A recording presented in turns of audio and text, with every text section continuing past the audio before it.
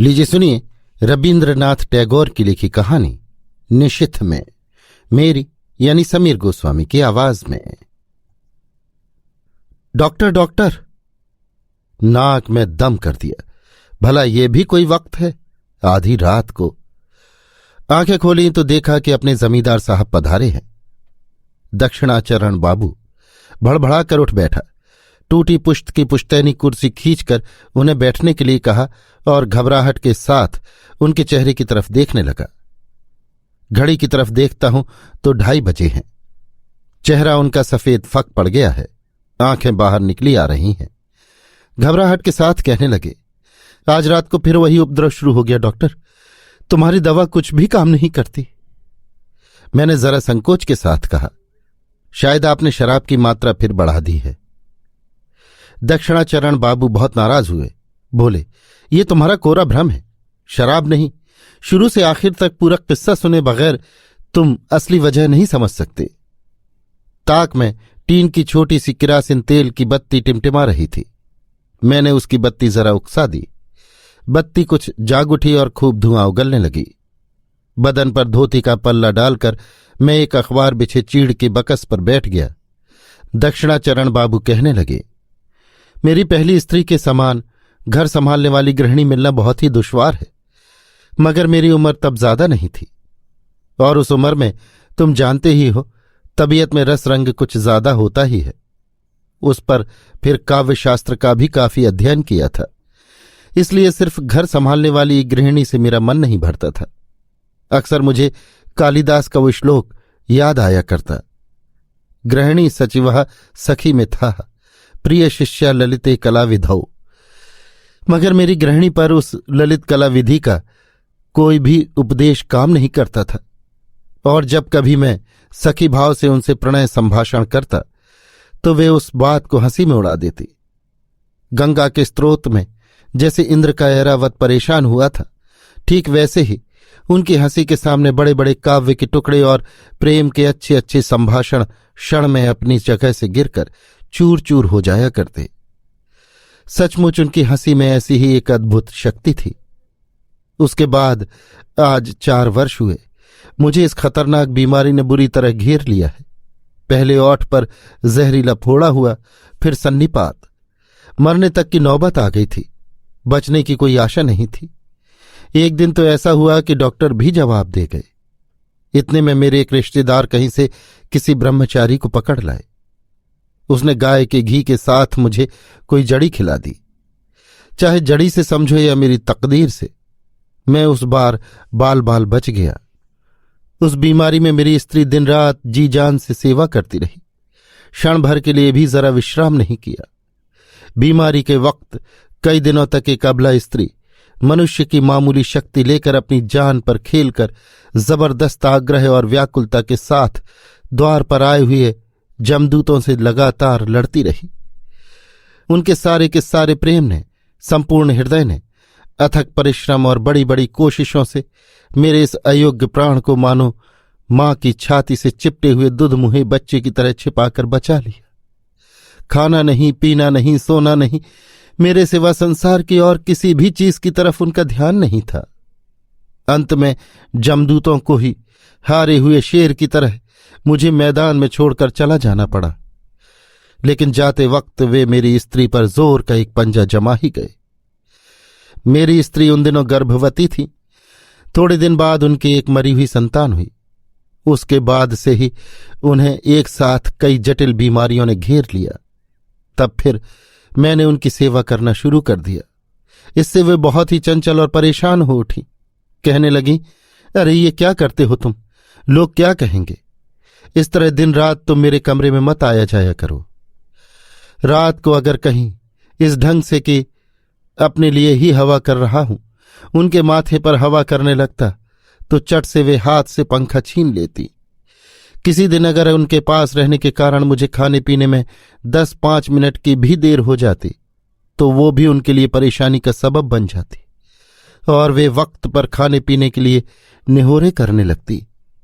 जरा सी सेवा की नहीं कि चट से नाराज हो जाती। वे कहा करती थी, मर्दों को इतनी अति की नहीं करनी चाहिए। हमारा वो बराह नगर वाला मकान शायद तुमने देखा होगा। मकान के सामने ही बगीचा है और बगीचे के सामने गंगा बह रही है। हमारे खास कमरे के नीचे ही दक्षिण की तरफ थोड़ी सी खाली जमीन है।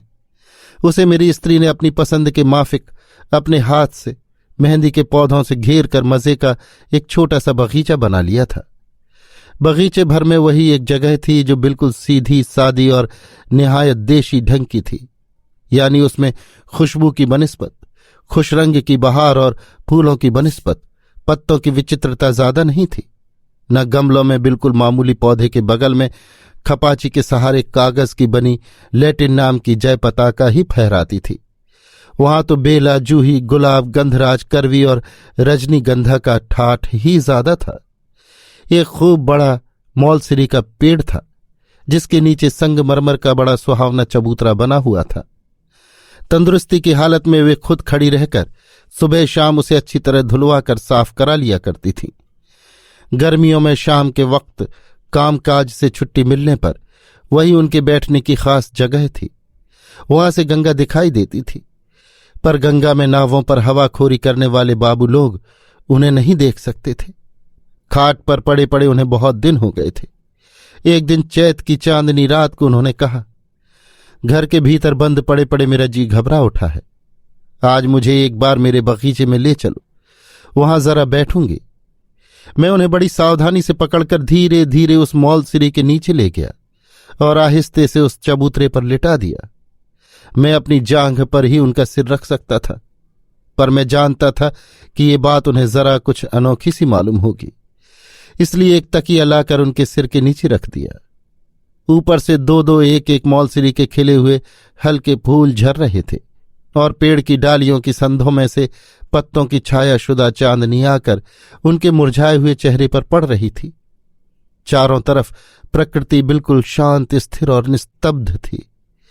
मैं उस खुशबू से महकते हुए अंधकार में पास बैठा हुआ चुपचाप उनके चेहरे की तरफ देख रहा था। न जाने क्यों मेरी आंखें डबडबा आईं। मैंने धीरे से और भी पास जाकर अपने दोनों हाथों से उनका एक गर्म हाथ उठा लिया। उन्होंने इस पर कोई ऐतराज नहीं किया। कुछ देर तक इसी तरह चुपचाप बैठा रहा। थोड़ी देर बाद मेरा हृदय मन यकायक भीतर से उमड़ सा उठा। मेरे मुंह से अचानक निकल पड़ा, तुम्हारा प्रेम मैं कभी नहीं भूलूंगा। मैं उसी वक्त समझ गया कि ये बात कहने की कोई जरूरत नहीं थी। मेरी स्त्री मुस्कुराकर रह गई। उस मुस्कुराहट में गुदगुदी पैदा करने वाली एक तरह की लज्जा थी, शर्म थी, सुख था, आनंद था और कुछ कुछ अविश्वास की झलक भी थी।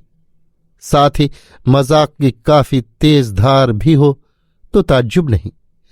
मेरी बात के जवाब में मुंह से एक लफ्ज भी न कहकर सिर्फ मुस्कुराहट से उन्होंने जता दिया कि कभी न भूलोगे, ऐसा कभी हो ही नहीं सकता और मैं ऐसी उम्मीद भी नहीं करती। उस मीठी, मुलायम और तेज पैनी मुस्कुराहट के डर से ही मैं कभी अपनी स्त्री के साथ जी खोलकर प्रेम प्यार की बातें करने की हिम्मत न कर सका। उनके पीठ पीछे बहुत सी प्यार की बातें मेरे मन में उठा करती, पर उनके सामने पहुंचती ही वे बिल्कुल फालतू सी मालूम होने लगती। छापे के अक्षरों में जिन बातों के पढ़ने से दोनों आंखों से छल छल धारा बहने लगती है, उन बातों को मुंह से कहने में क्यों हंसी आती है, इतनी उम्र हो गई, आज तक इस रहस्य को मैं नहीं समझ पाया। मुंह से कोई कुछ बोले तो उस पर बहस की जा सकती है, पर मुस्कुराहट पर तो कोई तर्क नहीं किया जा सकता। इसलिए उस वक्त मुझे चुप ही रह जाना पड़ा। इतने में उधर एक कोयल ने कुहू कुहू की लड़ी बांध दी। मैं चंचल हो उठा, बैठा बैठा सोचने लगा, ऐसी चांदनी रात में पिक वधू के कान क्या बहरे हो गए हैं। बहुत बहुत इलाज कराए, पर उनका रोग किसी भी तरह गया नहीं। डॉक्टर ने कहा, एक बार कहीं हवा बदलने ले जाइए, देखिए शायद कुछ फर्क पड़े। मैं स्त्री को लेकर इलाहाबाद चला गया। कहते कहते दक्षिणाचरण बाबू यकायक रुक गए और संदेह की निगाह से मेरे मुंह की तरफ देखने लगे। उसके बाद दोनों हथेलियों पर माथा टेक कर न जाने क्या सोचने लगे। मैं भी चुप बैठा रहा। आले में किरासिन का लैंप टिमटिमा रहा था और निस्तब्ध कमरे में मच्छरों की भनभनाहट साफ सुनाई दे रही थी। सहसा मौन भंग करके उन्होंने फिर कहना शुरू किया, वहां डॉक्टर हारान चंद्र मेरी स्त्री का इलाज करने लगे।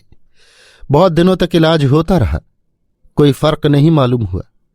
अंत में खुद हैरान होकर और हमें परेशान करके एक दिन डॉक्टर ने भी कह दिया, और मैं भी समझ गया कि मेरी स्त्री की बीमारी अच्छी होने की नहीं, और साथ ही मेरी स्त्री भी समझ गई कि उन्हें जिंदगी भर इसी तरह रोगी ही बना रहना पड़ेगा।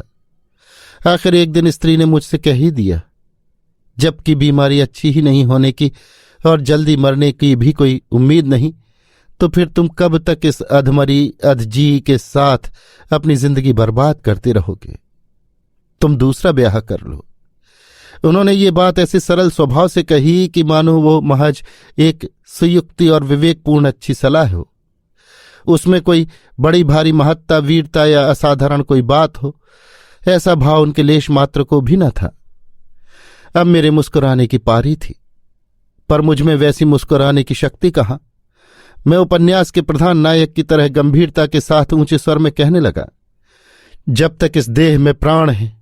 उन्होंने बीच ही में टोक कर कहा, बस बस रहने दो और आगे ना बढ़ो, तुम्हारी बातें सुनकर तो मेरा मरने को ही जी चाहता है।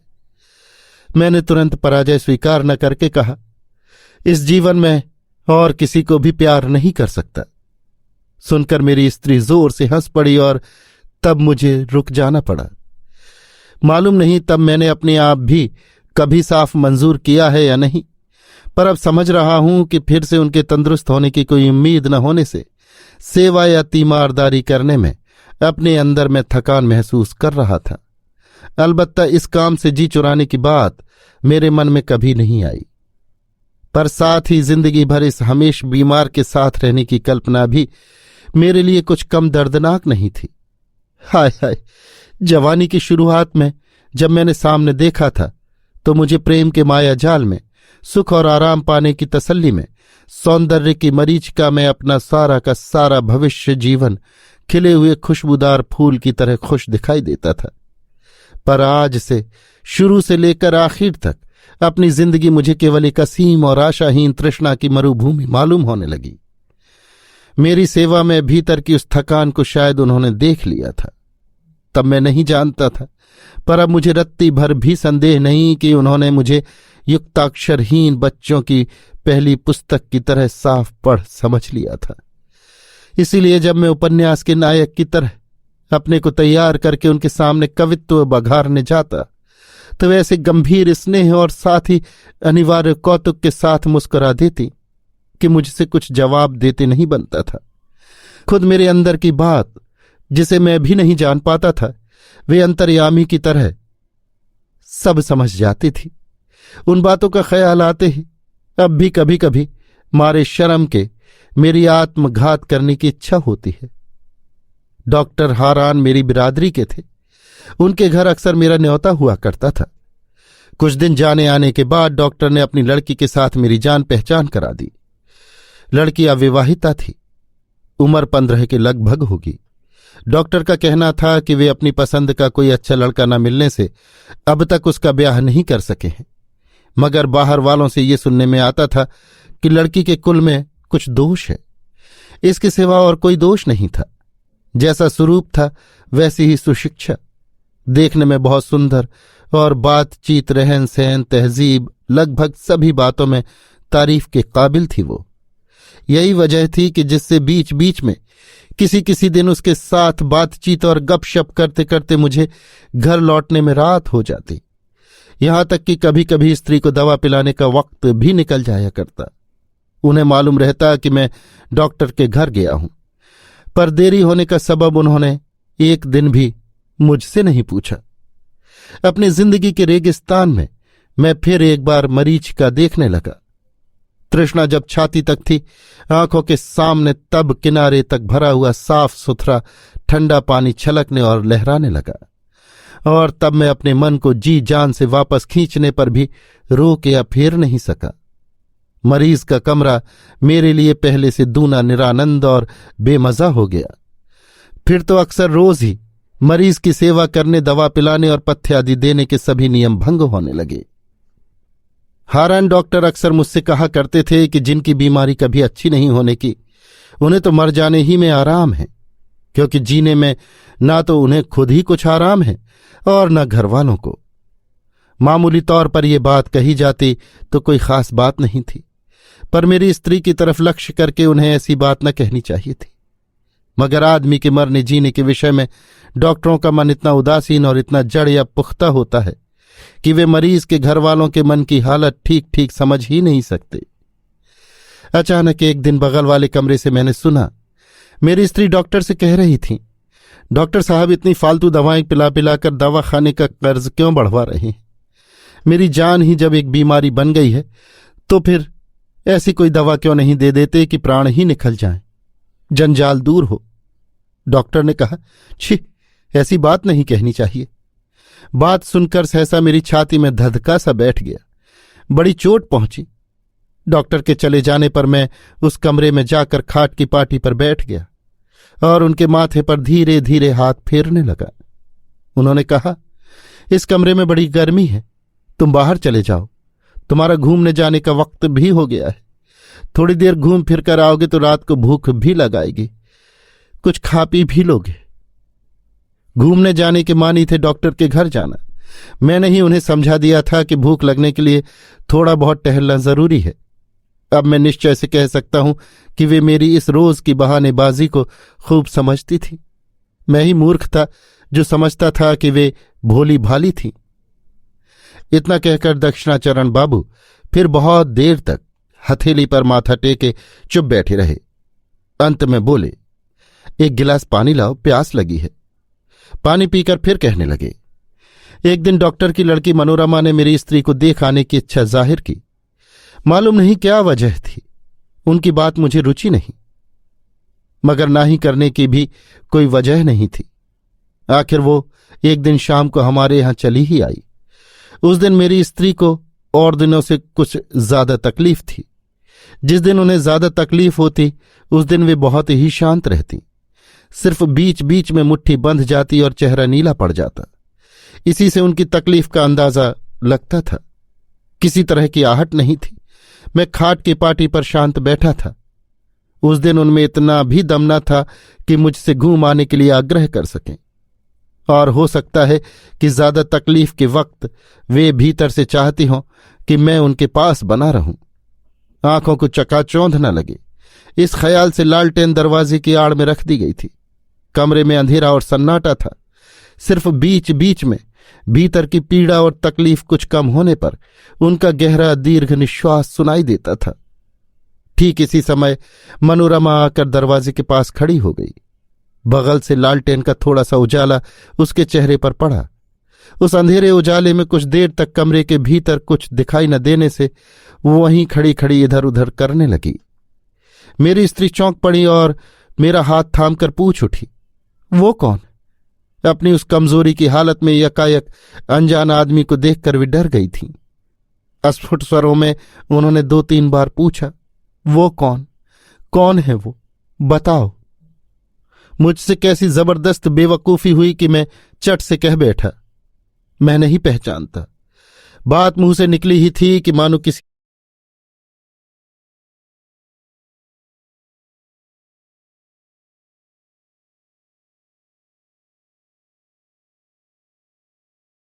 ने चाबुक सा मारा। दूसरे ही क्षण मैंने कहा, अरे ये तो अपने डॉक्टर साहब की लड़की मालूम होती है। स्त्री ने एक बार मेरे मुंह की ओर गौर से देखा। मुझसे उनके चेहरे की तरफ देखा नहीं गया और दूसरे ही क्षण उन्होंने बहुत ही धीमे स्वर में अपने घर पर आए हुए अतिथि से कहा, आइए, आप भीतर आइए, और मुझसे कहा, लालटेन उठा लो जरा। मनोरमा भीतर आकर बैठ गई। उसके साथ मरीज की धीरे धीरे बातचीत होने लगी। इतने में डॉक्टर आ पहुंचे। वे अपने दवाखाने से 2 शीशी दवा साथ ही ले आए थे। उन दोनों शीशियों को निकालकर मेरी स्त्री से बोले, इस नीली शीशी में मालिश की दवा है और ये पीने की है। देखिए कहीं दोनों में गड़बड़ मत कर लीजिएगा, इस दवा में जहर है। मुझे भी उन्होंने सावधान कर दिया और शीशियां बगल की टेबल पर रख दी। जाते वक्त उन्होंने अपनी लड़की को बुलाया। मनोरमा ने कहा, बाबूजी, मैं यहीं क्यों न रह जाऊं? यहां कोई औरत तो है नहीं, इनकी सेवा टहल कौन करेगा?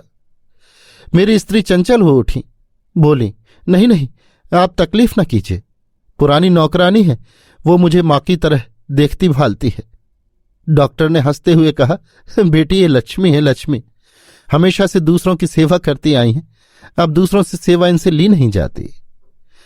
लड़की को लेकर डॉक्टर जाना ही चाहते थे। इतने में मेरी स्त्री ने कहा, डॉक्टर साहब बंद कमरे में ये बहुत देर से बैठे हुए हैं, इन्हें आप जरा बाहर घुमाने ले जा सकते हैं। डॉक्टर ने मुझसे कहा, आइए ना, आपको जरा नदी किनारे घुमा लाऊं।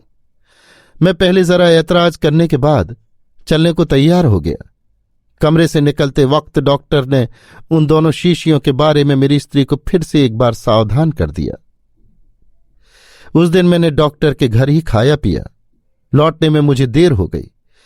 घर आकर देखा कि मेरी स्त्री बुरी तरह तड़प रही है। अनुताप से लज्जित और जर्जरित होकर मैंने पूछा, तुम्हारी तकलीफ क्या ज्यादा बढ़ गई है? वे जवाब न दे सकीं, चुपचाप मेरे मुंह की ओर देखने लगीं।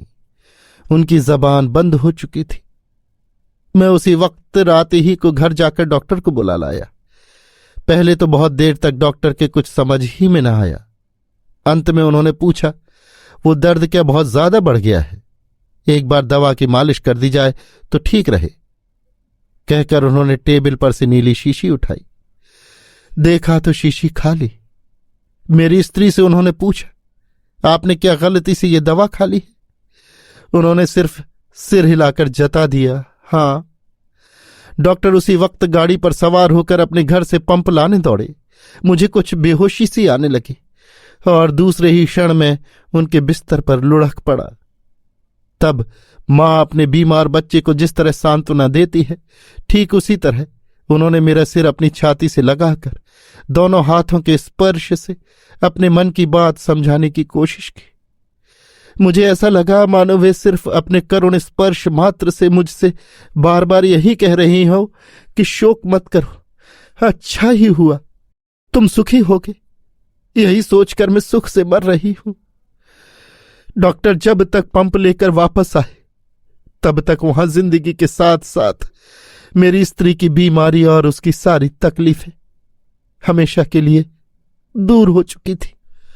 दक्षिणाचरण ने फिर एक बार पानी पीकर कहा, उफ, बड़ी गर्मी है, और कहते हुए जल्दी से बाहर बरंडे में जाकर थोड़ा टहल आए और फिर भीतर आकर बैठ गए।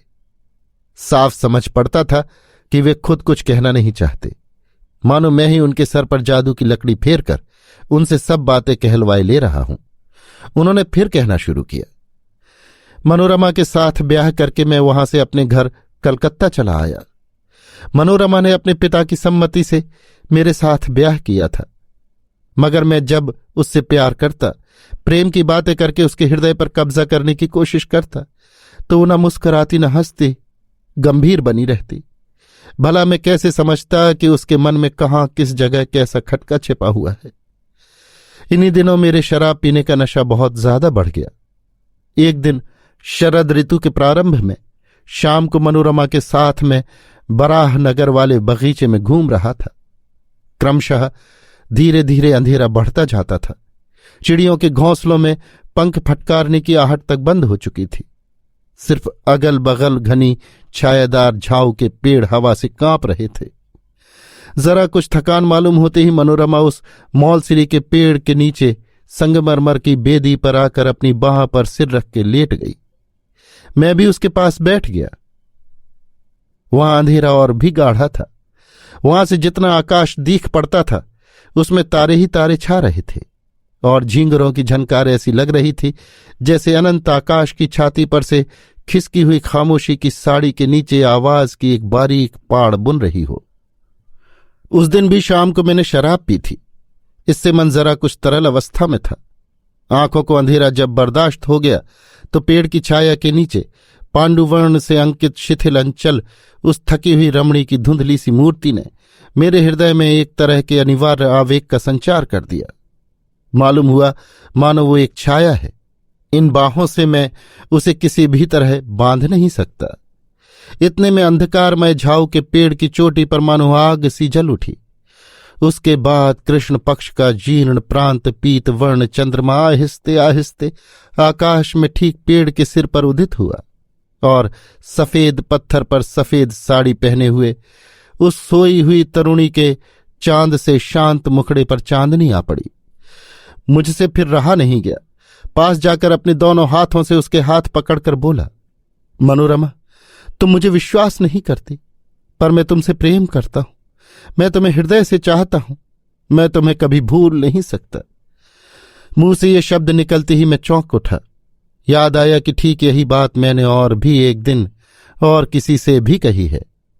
उसी क्षण मौलसिरी और झाव की चोटियों के ऊपर से, कृष्ण पक्ष के पीतवर्ण भग्न चंद्र के नीचे से, गंगा के इस पार से लेकर सुदूर उस पार तक सर्वत्र हा हा हा हा करती हुई बहुत ही तेजी से एक हंसी उड़ी चली गई। वो मर्म भेदी हंसी थी या अभ्र भेदी हाहाकार, मैं नहीं कह सकता।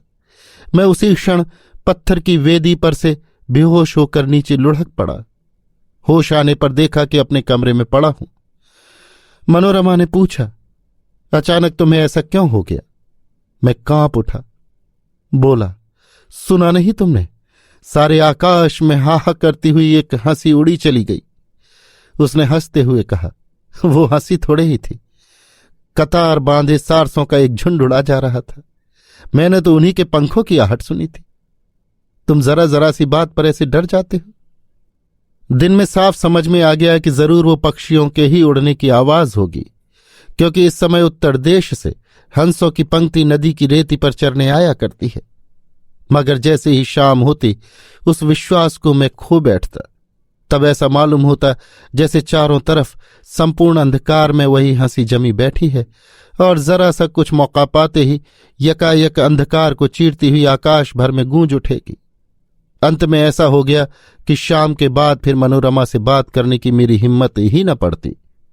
एक दिन अपने उस बगीचे वाले मकान को छोड़कर मनोरमा के साथ मैं मोटर बोट पर बैठकर हवाखोरी के लिए निकल पड़ा। अगहन का महीना था। नदी की खुली हवा में मेरा सब डर दूर हो गया। कई दिन खूब आनंद से बीते। चारों तरफ के प्राकृतिक सौंदर्य से आकृष्ट होकर मनोरमा भी मानो अपने हृदय के बंद द्वार बहुत दिनों बाद आहिस्ते आहिस्ते मेरे सामने खोलने लगी। बोट गंगा की धारा छोड़कर उसकी एक शाखा में होकर पद्मा नदी में जा पहुंची। भयंकरी पद्मा उस समय हेमंत ऋतु की बांबी में पड़ी भुजंगनी के समान दुबली और निर्जीव होकर सुदीर्घ शीत निद्रा में सो रही थी। उत्तरी किनारे पर जनशून्य तृणशून्य दिगंत तक विस्तृत रेती धाएं धाएं जल रही थी और दक्षिण की ऊंची पहाड़ पर छोटे छोटे गांवों के आम के बाग उस राक्षसी नदी के लालायित मुंह के बिल्कुल पास ही हाथ जोड़े खड़े खड़े कांप रहे थे। पद्मा नींद की खुमारी में एक एक बार करवट लेती और विदीर्ण तटभूमि छप छपाक करती हुई धसक धसक पड़ती। यहीं घूमने फिरने की मौज है, ये सोचकर वहां मैंने लंगर डलवा दिया। एक दिन हम दोनों टहलते टहलते बहुत दूर चले गए। देखते देखते डूबते हुए सूरज की सुनहरी आभा दिगंत में विलीन हो गई। शुक्ल पक्ष की साफ सुथरी चांदनी खिल उठी। उस अंतहीन चमकती हुई सफेद रेती पर शुभ्र चांदनी जब अपना संपूर्ण रूप और यौवन लिए हुए बेरोक टोक एक साथ आकाश के सीमांत तक फैल गई तो ऐसा मालूम होने लगा जैसे इस जनशून्य चंद्रालोक के असीम स्वप्न राज्य में केवल हम ही दोनों विचरण कर रहे हैं। लाल रंग का दुशाला मनोरमा के माथे से उतरकर उसके चेहरे को घेरे और सारे शरीर को ढके हुए नीचे तक लटक रहा था। निस्तब्धता जब और भी निविड़ हो गई, सन्नाटा जब और भी गहरा हो गया, सीमाहीन दिशाहीन शुभ्रता और शून्यता के सिवा जब और कुछ भी बाकी न रहा, तब मनोरमा ने दुशाले में से धीरे से अपना हाथ निकाला और मेरा हाथ पकड़ के मसक दिया। बहुत ही पास आकर मानो वो अपने संपूर्ण तन मन और जीवन यौवन का सारा भार मुझे सौंपकर एकांत रूप से मुझ ही पर निर्भर होकर खड़ी हो गई। पुलकित हृदय से मैं सोचने लगा, बंद घर में कहीं मनमाना प्यार किया जा सकता है? ऐसे खुले हुए मुक्त मैदान और अनंत आकाश के बगैर एक साथ दो प्रेमी हृदय भला और कहाँ समा सकते हैं? मालूम होने लगा हमारे घर नहीं, द्वार नहीं, पीछे कहीं भी लौटना नहीं। इसी तरह हाथों में हाथ दिए कहीं न पहुंचने के मार्ग से उद्देश्यहीन भ्रमण करते हुए चंद्रालोकित शून्यता के ऊपर से बिना बाधा के बराबर चलते ही चलना है। इस तरह चलते चलते एक जगह जाकर देखा, उस रेती के टापू पर पास ही एक जलाशय सा बना हुआ है। पद्मा वहां से कुछ हटकर बहने लगी थी, इसलिए वहां पानी रुक गया था। उस मरु बालुका से वेष्टित निस्तरंग निश्चल सोते हुए तालाब के पानी पर चांदनी की लंबी रेखा मानो बेहोश पड़ी गहरी नींद सो रही थी। वहां पहुंचकर हम दोनों खड़े हो गए। मनोरमा न जाने क्या सोचकर मेरे मुंह की ओर देखने लगी। यकायक उसके माथे पर का दुशाला खिसक पड़ा और मैंने उसका चांदनी से खिला हुआ प्यारा मुखड़ा उठाकर चूम लिया। ठीक उसी समय उस जनमानव शून्य निसंग मरुभूमि में न जाने कौन कहां से 3 बार बोल उठा, वो कौन, वो कौन, वो कौन। मैं एक साथ चौंक उठा, मनोरमा भी कांप उठी, पर दूसरे ही क्षण हम दोनों समझ गए कि ये शब्द मानुषिक नहीं अमानुषिक है, चरबिहारी जलचर पक्षियों की पुकार है। सहसा इतनी रात में अपने एकांत निर्जन निवास के पास आदमी देखकर चौंक पड़े हैं। उस डर से चौंक कर हम दोनों ही जल्दी जल्दी बोट की तरफ लौट पड़े। काफी रात हो चुकी थी। जाते ही मैं बिस्तर पर जा पड़ा और सो गया। शायद थक जाने से मनोरमा भी पड़ते ही सो गई।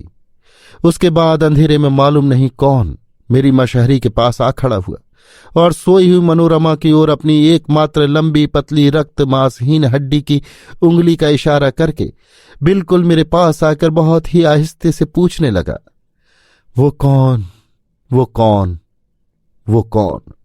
झटपट उठकर मैंने दिया सलाई जलाकर बत्ती बाली। बत्ती जलते ही वो गायब हो गया। ऐसा मालूम हुआ जैसे वो मेरी मशहरी को कपाता और बोट को हिलाता हुआ पसीने से तरबतर मेरे शरीर के खून को ठंडा करके हा हा हा हंसता हुआ अंधेरी रात के भीतर से उड़ता हुआ तेजी से भाग निकला। पहले पद्मा पार हुआ, फिर पद्मा की रेती पार हुआ। उसके बाद सारे सोए हुए देश, ग्राम, नगर, मैदान, पहाड़ सब पार कर गया और अनंत काल तक देश देशांतर लोक लोकांतर पार होकर क्रमशः क्षीण क्षीणतर क्षीणतम होता हुआ असीम सुदूर की ओर उड़ता ही चला गया। क्रमशः मानो वो जीवन मृत्यु के देश को पार कर गया। उसकी आवाज क्रमशः सुई की नोक की तरह बारीक होती गई। इतनी महीन आवाज मैंने पहले कभी नहीं सुनी, न उसकी कल्पना ही की। मेरे माथे के भीतर मानो अनंत आकाश भरा हुआ हो और उसकी आवाज असीम अनंत दूर निकल जाने पर भी उससे मेरे मस्तिष्क की सीमा छोड़ते नहीं बनता हो। अंत में जब बिल्कुल ही असह्य हो उठा और किसी भी तरह नींद नहीं आई तो सोचा कि बत्ती बगैर बुझाए न नींद आएगी न चैन मिलेगा। और तब ज्यों ही बत्ती बुझाकर लेटा कि फिर मशहरी के पास कोई आ खड़ा हुआ और पहले की तरह बिल्कुल पास आकर धीमे स्वर से कान में कहने लगा, वो कौन, वो कौन, वो कौन। मेरे फेफड़े के खून के साथ साथ ठीक ताल पर ताल मिलाकर उसकी वही एक ही आवाज लगातार ध्वनित होने लगी, वो कौन, वो कौन, वो कौन, वो कौन, वो कौन,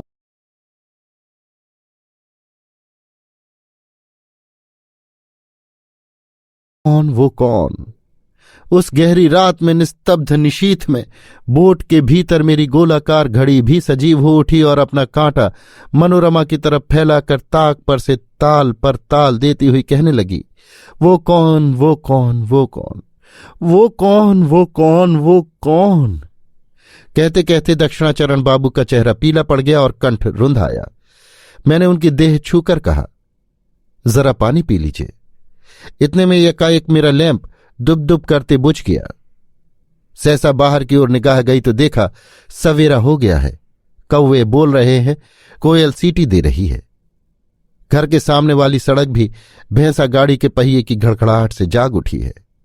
उजाले में देखा तो दक्षिणा बाबू के चेहरे का भाव ही बिल्कुल बदल गया है। डर या आशंका का कोई चिन्ह ही नहीं उनके चेहरे पर।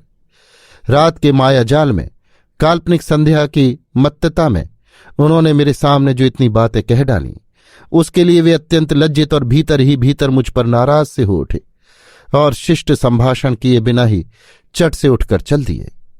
उसी दिन फिर आधी रात को उन्होंने मेरा दरवाजा खटखटाया।